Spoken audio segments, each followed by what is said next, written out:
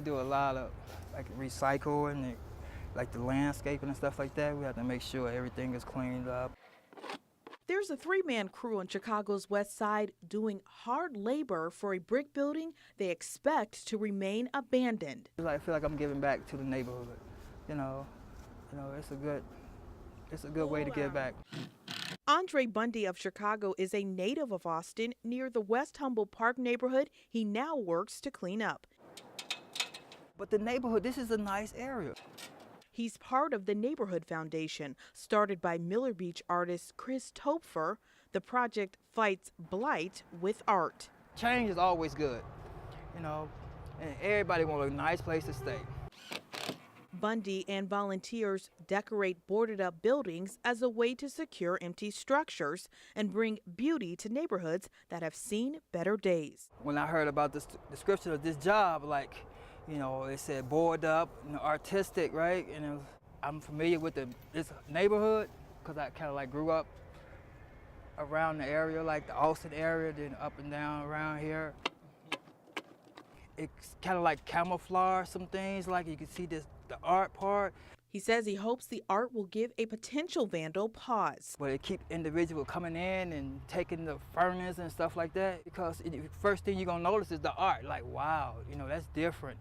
And then I think, my opinion, because it get a chance to bring the life back to the neighborhood.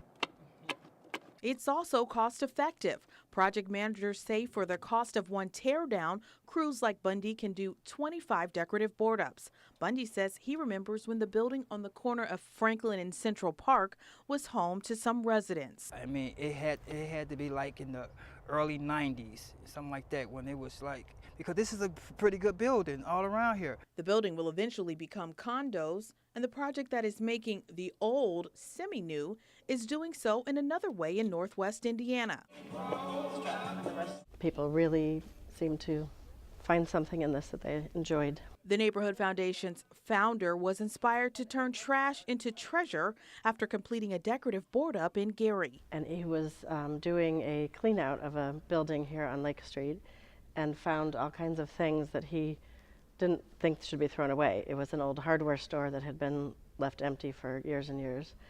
And so he thought, well, I should do something with this. What came next was Art from Excess, a gallery at the Miller Beach Arts and Creative District where every display used to be debris. They all have different medium, but they all have a similar interest in the environment, and many of them have made a commentary on how we have a throwaway society, and you really don't need to, because you can make beautiful things out of things that other people consider trash.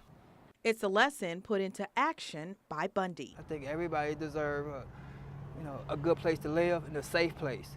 Everyone is worthy that the life has to offer, the best that life has to offer. You have to always think outside the box. In Chicago, Hillary Powell, Lakeshore Report.